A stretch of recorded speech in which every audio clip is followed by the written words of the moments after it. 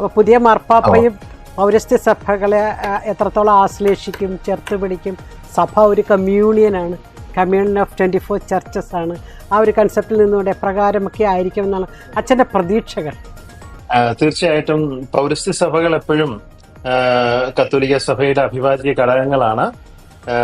പ്രത്യേകിച്ച് സിറോ മലബാർ സഭയ്ക്ക് ഫ്രാൻസിസ് മാർപ്പാപ്പയുടെ കാലഘട്ടത്തിൽ ഒരുപാട് നന്മകൾ നമ്മുടെ വളർച്ചയ്ക്ക് വേണ്ടി വന്നു. പ്രത്യേകിച്ച് ഭാരതം മുഴുവനും നമ്മുടെ അജപാലന പ്രവർത്തനം നടത്താനായിട്ട് ശംഷാബാദ് രൂപതയെ സ്ഥാപിച്ചു. ഒപ്പം ഗൾഫിലേക്കുള്ള നമ്മുടെ വിശ്വാസികളുടെ അജപാലന പ്രവർത്തനത്തിന് വേണ്ടിയുള്ള ശ്രമങ്ങൾ നമ്മൾ ആരംഭിക്കുന്നതിനുള്ള അനുവാദം മാർപ്പാപ്പ വാക്കാൽ നൽകി. തീർച്ചയായിട്ടും നമുക്ക് വളർച്ചയ്ക്ക് കാരണമാണ്. പ്രത്യേകിച്ച് നമുക്കിപ്പോൾ ഒരുപാട് പ്രവാസികളുള്ള ഒരു സഭയാണ് സിറോ മലബാർ സഭ. പ്രത്യേകിച്ച് നമ്മുടെ കുട്ടികളെല്ലാം UK-യിലേക്കും അമേരിക്കയിലേക്കും പിന്നെ ഓസ്ട്രേലിയ, അയർലൻഡ് തുടങ്ങിയ രാജ്യങ്ങളിലേക്ക് പഠനത്തിനായിട്ടും ജോലിക്കായിട്ടും പോകുന്ന ഒരു കാലഘട്ടമാണ്. തീർച്ചയായിട്ടും ഗൾഫിലുള്ള വിശ്വാസികളുടെ കാര്യത്തിലും ഒരുപാട് ശ്രദ്ധ നമ്മൾ കൊടുക്കേണ്ടതുണ്ട്. അവിടെയൊക്കെ നമ്മുടെ വിശ്വാസം, ഇവിടെ കിട്ടിയ വിശ്വാസം വളരെ തീക്ഷ്ണമായിട്ട് കൊണ്ടുപോകുന്ന ഒരു സമൂഹത്തെയാണ് ഗൾഫിൽ, പ്രത്യേകിച്ച് നമ്മുടെ മൈഗ്രന്റ് കമ്മീഷനൊക്കെ ഇടപെട്ട് ഒരുപാട് കാര്യങ്ങൾ അവിടെ ചെയ്യുന്നുണ്ട്. തീർച്ചയായിട്ടും പുതിയ മാർപ്പാപ്പ വരുമ്പോൾ നമ്മുടെ ഒരു പ്രതീക്ഷയാണ്, പ്രത്യേകിച്ച് ഗൾഫില് നമുക്കുള്ള അജപാലന പ്രവർത്തനത്തിന് ഉള്ള ബാക്കിയുള്ള ഒരു സംവിധാനം ഉണ്ടാവുക എന്നുള്ളത്. അത് നമുക്ക് ഉണ്ടാവുമെന്ന് നമ്മൾ പ്രതീക്ഷിക്കുന്നു. തീർച്ചയായിട്ടും പൗരസ്ത്യ സഭകളോട് മാർപ്പാപ്പമാരെല്ലാം നല്ല ഒരു സമീപനമാണ് കാഴ്ചവെക്കുന്നത്. പ്രത്യേകിച്ച് എണ്ണത്തിൽ കൂടുതലുണ്ടെങ്കിലും കുറവുണ്ടെങ്കിലും ഈ സമൂഹമെല്ലാം പുലർത്തുന്ന ഒരു വൈവിധ്യം കത്തോലിക്ക സഭയ്ക്ക് ഒരു സുഗന്ധം നൽകുന്നതാണ്. പ്രത്യേകിച്ച് ഒരു പൂന്തോട്ടത്തിൽ പല ചെടികൾ നിൽക്കുന്നത് പോലെ എല്ലാവരും ഒരേ വിശ്വാസത്തിൽ ഒരുമിച്ച് സഹോദരങ്ങളെ പോലെ നിൽക്കുവാൻ, അതിനുള്ള ഒരു പാലം എന്നോണം മാർപ്പാപ്പമാര് എല്ലാ സഭകളെ സ്നേഹിക്കുന്നത് തീർച്ചയായിട്ടും കത്തോലിക്ക സഭയുടെ ഒരു വസന്തമായി മാറും എന്ന് വളരെ സംശയമില്ല. തീർച്ചയായിട്ടും പുതിയ മാർപ്പാപ്പയും ഇങ്ങനെ ഒരു സമീപനം തുടരട്ടെ എന്നാണ് നമ്മൾ പ്രതീക്ഷിക്കുന്നത്. അതെ, എനിക്ക് തോന്നുന്നു സിറോ മലബാർ സഭയ്ക്ക് ഫ്രാൻസിസ് മാർപ്പാപ്പ നൽകിയ ഒരുപാട്, എനിക്ക് തോന്നുന്നു ശംഷാബാദ് രൂപത അത് ഏറ്റവും വലിയൊരു അനുഗ്രഹമാണ് ഫ്രാൻസിസ് മാർപ്പാപ്പയുടെ സമയത്ത് നൽകിയത്. അതുപോലെ തന്നെ ഗൾഫിൽ തുടങ്ങി വെച്ചത് ഏകദേശം 5 ലക്ഷത്തോളം വിശ്വാസികൾ അവിടെ സിറോ മലബാർ സഭയ്ക്കുണ്ട്. അപ്പം അത്തരത്തിൽ പുതിയ വരുന്ന മാർപ്പാപ്പയിലും ഒരുപാട് പ്രതീക്ഷകളാണ് നമുക്ക് ഉള്ളത്. തീർച്ചയായിട്ടും നമ്മുടെ പൗരസ്ത്യ കാര്യാലയം നമുക്ക് വേണ്ടിയുള്ള ഡിക്കാസ്ട്രി ഈ കാര്യത്തിൽ എപ്പോഴും നല്ലൊരു സമീപനമാണ്. മാർപ്പാപ്പമാരെ പുലർത്തി വരുന്ന ആ സമീപനത്തോട് ചേർന്ന് നിന്നുകൊണ്ട് നമ്മുടെ വിശ്വാസ വളർച്ചയ്ക്കും നമുക്ക് അജപാലന പ്രവർത്തനത്തിനുമുള്ള സൗകര്യങ്ങൾ തരുന്നതിൽ അവര് ഒരുപാട് അതിനകത്ത് അധ്വാനിക്കുന്നുണ്ട്. തീർച്ചയായിട്ടും പുതിയ മാർപ്പാപ്പ വരുമ്പോൾ അത് നമ്മുടെ ഒരു പ്രതീക്ഷയാണ്. ആ ഒരു രീതികൾ തുടരുന്ന രീതിയിൽ പുതിയ മാർപ്പാപ്പ വരുമെന്നാണ് നമ്മുടെ പ്രതീക്ഷ.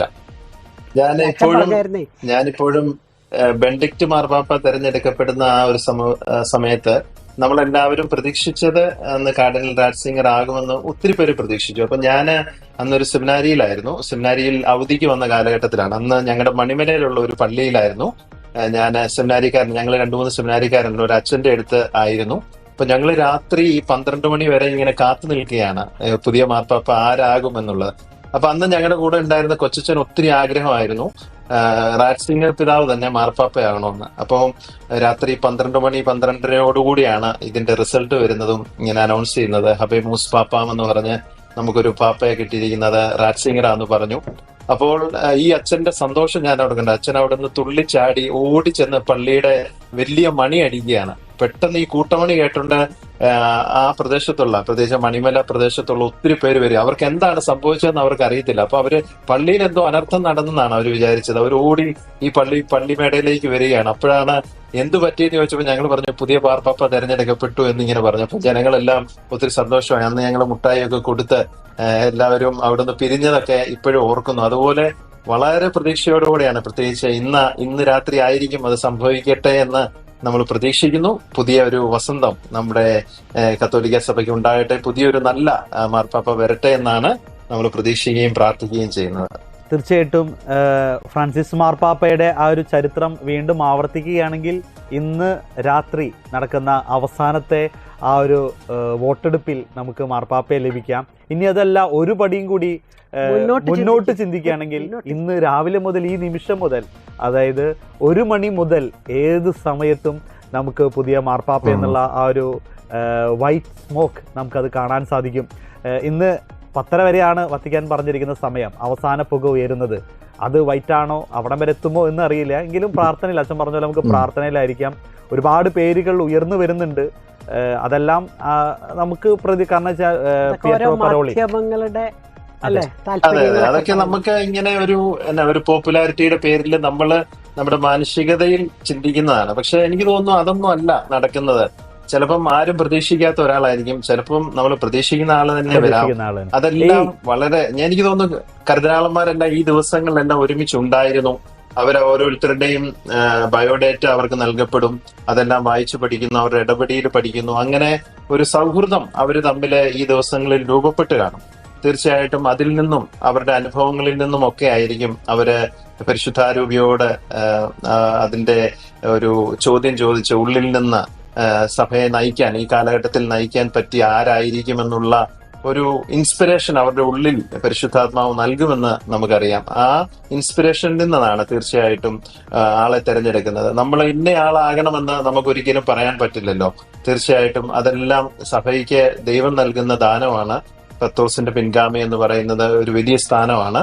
അപ്പം ദൈവമാണ് നമ്മുടെ സഭയെ നയിക്കുന്നതെന്ന് നമുക്ക് ഉറപ്പുള്ളത് കൊണ്ട് അതാര് വന്നാലും അത് നല്ല രീതിയിൽ, നല്ല ഒരു വ്യക്തിയായി സഭയെ നയിക്കുന്ന ഒരു വ്യക്തിയാകട്ടെ എന്നാണ് ഞാൻ പ്രാർത്ഥിക്കുന്നത്. അച്ഛൻ പറഞ്ഞു തീർച്ചയായിട്ടും. കാരണം കഴിഞ്ഞ ദിവസങ്ങളിൽ 12 മീറ്റിങ്ങുകൾ, പൊതുസമ്മേളനങ്ങൾ ഈ കർദിനാൾമാർ എല്ലാവരും ഒന്നിച്ചുകൂടി. ആദ്യ സമയങ്ങളിൽ കുറവാണെങ്കിലും അവസാന മീറ്റിങ്ങുകളിലെല്ലാം ഏകദേശം 100-ലധികം കർദിനാൾമാരോളം പങ്കെടുത്തിരുന്നു. 25 പ്രസംഗങ്ങൾ അവിടെ നടത്തി പല കർദിനാൾമാരും. സഭ ഇന്ന് നേരിടുന്ന പ്രശ്നങ്ങളും ഇനി സഭ എങ്ങനെ ആയിരിക്കണം എന്നുള്ളതും, അതുപോലെ തന്നെ ഇപ്പോൾ സഭ എങ്ങനെയായിരിക്കണം, ഒപ്പം അടുത്ത മാർപ്പാപ്പ ഏത് സമീപനം എടുക്കണം എന്നുള്ള ചർച്ചകൾ വരെ ഈ ഒരു കോൺക്ലേവിന് മുൻപുള്ള നമ്മളിപ്പോൾ ഈ ദൃശ്യങ്ങളിൽ കാണുന്ന ഈ ഒരു പൊതു സമ്മേളനങ്ങളിൽ അവരവിടെ ചർച്ച ചെയ്തിട്ടുണ്ട്, പ്രസംഗിച്ചിട്ടുണ്ട്, പരസ്പരം സംസാരിച്ചിട്ടുണ്ട്. ഒരുപക്ഷെ ആ ഒരു 12 ദിവസത്തെ ആ മീറ്റിങ്ങോട് കൂടി തന്നെ ആരിലേക്ക് എത്തണം എന്നൊക്കെ ഏകദേശം ഒരു ചിന്ത പരിശുദ്ധാത്മാവ് ഈ കർദിനാൾമാരുടെ ഉള്ളിലേക്കൊക്കെ കൊടുത്തിട്ടുണ്ട്. ഒരുപക്ഷെ ഇന്നലെ നടന്നത് ആദ്യഘട്ട വോട്ടെടുപ്പ് ഒന്ന് പരിചയപ്പെടാൻ വേണ്ടിയൊക്കെ ആയിരുന്നു. എങ്കിലും നമ്മളെല്ലാവരും ഇന്നലെ ആരും തയ്യാറായിരുന്നില്ല ഈ ഒരു മാർപ്പാപ്പയെ ഒന്ന് സ്വീകരിക്കാൻ. നമ്മളൊരു 2 ദിവസത്തെ ഒരു തെരഞ്ഞെടുപ്പെങ്കിലും നമ്മൾ പ്രതീക്ഷിച്ചിരുന്നു. അച്ഛനും അങ്ങനെ പ്രതീക്ഷിച്ചിരുന്നു അല്ലേ? ഞാനും ഇന്നലെ ഉണ്ടാവുമെന്ന് ഒരിക്കലും പ്രതീക്ഷിച്ചില്ല. കാരണം അതിന്റെ പ്രൊസീജിയേഴ്സ് ഉണ്ട്.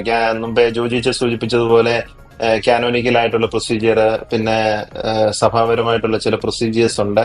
അതൊക്കെ കഴിഞ്ഞ് ഒരു 3-2 ഭൂരിപക്ഷത്തിൽ എത്തിച്ചേരുക എന്നുള്ളത് ഒരു വോട്ടെടുപ്പില് നടക്കുമെന്ന് നമുക്ക് ഒരിക്കലും പ്രതീക്ഷിക്കാനാവില്ല. ചിലപ്പോൾ നടന്നേക്കാം, പക്ഷെ ഇന്നലെ ഉണ്ടാവുമെന്ന് ഒരിക്കലും ഞാൻ പ്രതീക്ഷിച്ചിരുന്നില്ല. എന്റെ പ്രതീക്ഷ ഇന്നുണ്ടാവുമെന്നാണ് ഞാൻ പ്രതീക്ഷിക്കുന്നത്. മറിച്ചുമാകാം. ഒരു കൺസോൾട്ടേഷൻ എങ്ങനെ വരുമെന്നുള്ളത് നമുക്ക് അറിയത്തില്ല. അതെല്ലാം ദൈവത്തിന് വിട്ടുകൊടുക്കുക.